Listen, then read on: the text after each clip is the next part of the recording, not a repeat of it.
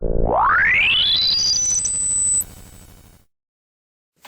buenas, gracias por visitar una vez más mi canal de YouTube. Hoy os traigo otro equipito de radio. Os traigo en este caso otro portátil y estamos hablando del también muy conocido Yaesu LFT411. ¿Quién no ha tenido un equipo como este en algún momento dado entre las manos? ¿Quién no ha hecho uso de este equipo? Seguro que muchos de vosotros os va a traer recuerdo. Así que a continuación vamos a hacer un pequeño vídeo, un pequeño homenaje a este clásico de la radio amateur. No os perdáis el siguiente vídeo. Y aquí tenemos el Yaesu LFT411. Esta es la versión europea. Bueno, ¿qué decir de este equipo? Pues que era un equipo muy característico de Yaesu, muy cuadrado, bueno, tiene aquí alguna forma un poco ovalada, ¿no? Para que no sea incómodo para las manos, pero bueno, es característico de Yaesu, toda la planta esta, mucha gama del FT411. Luego teníamos también el FT23R, es anterior, el FT470, que es el doble banda también. Luego había también otro FT, no recuerdo ahora.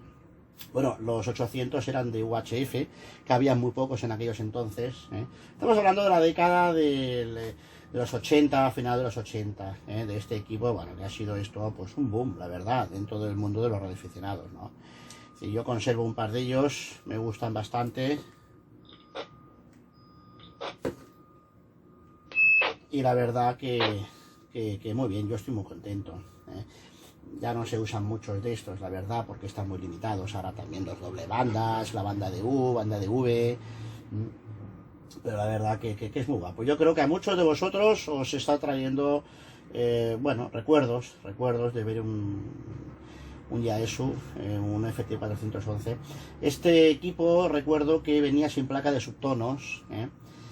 Se le abre el equipo, y por la parte de atrás se le insertaba una forma vertical, una plaquita que iba insertada, todo muy justo, muy milimetrado, que era placa de subtono. Entonces apretamos al función el set y vemos aquí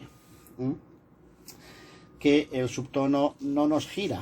Eso quiere decir que la placa no está insertada, si no, nos giraría aquí los típicos subtonos que hay estandarizados. Y poco más que decir de este equipo. Traía la correíta aquí, mano en la mano, el típico gancho de cinturón. Las baterías, pues esta de 200 miliamperios, y luego había otra que tenemos por aquí también, que era de 500, era prácticamente el doble. La carga se hacía con el mítico cargador, este de Yaesu, que traía un jack, se insertaba en la parte trasera, clavija, tipo jack. Aquí cargamos el equipo. Luego habían otros que eran también de cazoleta, también se podía poner la parte trasera, una base de aquellas de cazoleta, de sobremesa.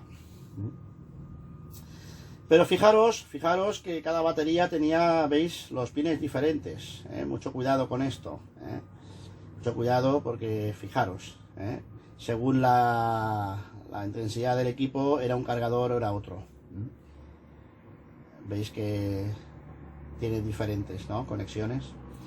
Pero sí que era universal el cargar la parte del jack. Y a poco más que decir. Este no tiene placa de subtono, por eso no suena. Y aquí lo tenéis. Aquí tenéis el mítico Yaesu. El FT411, un equipo de radioaficionados que en sus tiempos había dado mucho de sí y ahora, bueno, poquito a poco se va quitando fuera de uso. Pero a mí es agradable tener todavía estos equipos y recordarlos. Venga, nos vemos en el próximo vídeo. Muchas gracias. Chao.